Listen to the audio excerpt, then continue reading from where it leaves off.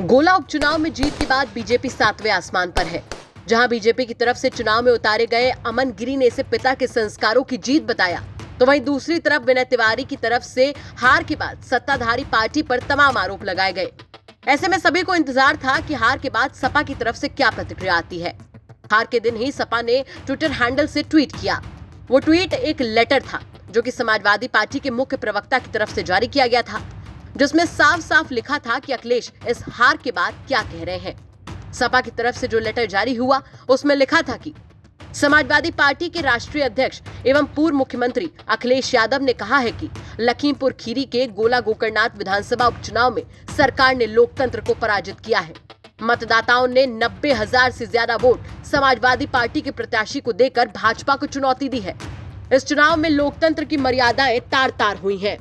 भाजपा ने चुनाव जीत लेने का दावा मतदान का परिणाम आने से पहले किया था। भाजपा के पक्ष में चुनाव में जोर जबरदस्ती वोट बटोरे गए। श्री यादव ने कहा कि गोला गोकर्णनाथ चुनाव में कदम कदम पर धांधली हुई। समाजवादी पार्टी कार्यकर्ताओं को तरह तरह से प्रताड़ित किया गया। पुलिस ने समाजवादी समर्थकों को घरों से उठाकर भयभीत किया।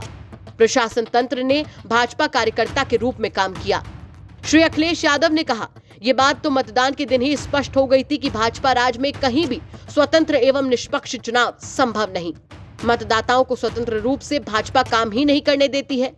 मतदान के दिन पुलिस लाठीचार्ज, पोलिंग एजेंट को भगा देने, खासकर मुस्लिमों, समाजवादी पार्टी के समर्थकों तथा बूथ प्रभारियों को प्रताड़ित करने, मतदाताओं में पैसे बांटने जैसी घटनाओं से साफ था कि भाजपा बौखलाहट में जीत के लिए कुछ भी करेगी। श्री अखिलेश यादव ने कहा कि भाजपा को सिर्फ सत्ता चाहिए, छल बल, झूठ फरेब, हर हथकंडा वो इसके लिए अपनाती है। आखिर क्यों नहीं निर्वाचन आयोग चुनाव में पारदर्शिता बनाए रखने और निष्पक्षता बरतने में सफल नहीं हो सका। ये स्थिति लोकतंत्र के लिए खतरे का संकेत है।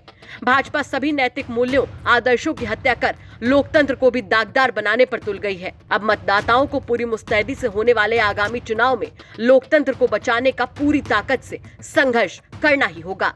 राजेंद्र चौधरी, मुख्य प्रवक्ता। गौरतलब है कि गोला उपचुनाव में भारतीय जनता पार्टी के प्रत्याशी अमन गिरी ने 34,000 से ज्यादा मतों से जीत हासिल कर ली।